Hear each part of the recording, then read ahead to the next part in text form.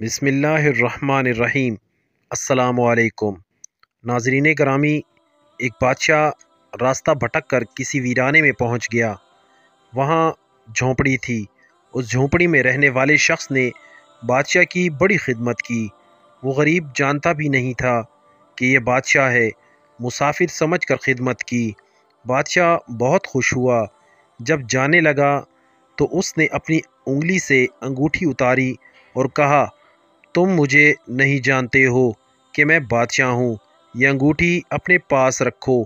جب کبھی کوئی ضرورت ہوگی ہمارے محل آ جانا۔ دروازے پر جو دربان ہوگا اسے یہ انگوٹھی دکھا دینا۔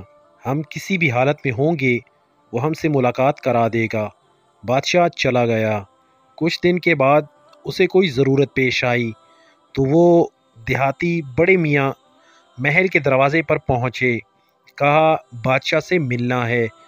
دربان نے اوپر سے نیچے تک دیکھا اور اس سے کہا، کیا اوقات ہے بادشاہ سے ملنے کی؟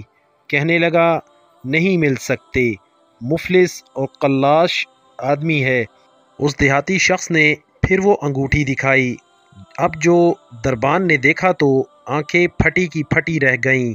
یہ بادشاہ کی مہر والی انگوٹھی آپ کے پاس؟ بادشاہ کا حکم تھا کہ یہ انگوٹھی جو لے کر آئے گا ہم جس حالت میں بھی ہوں اسے ہمارے پاس پہنچا دیا جائے۔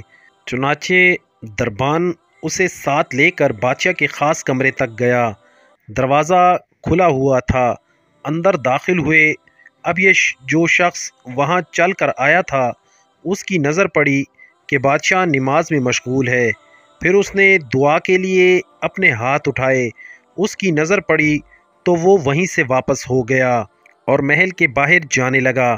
دربان نے کہا، مل تو لو۔ کہا، اب نہیں ملنا، کام ہو گیا، اب واپس جانا ہے۔ تھوڑی دور چلا گیا۔ جب بادشاہ فارغ ہو گیا، دربان نے کہا، ایسا ایسا آدمی آیا تھا، یہاں تک آیا پھر واپس جانے لگا۔ بادشاہ نے کہا، فوراً لے کر آؤ، وہ ہمارا محسن ہے۔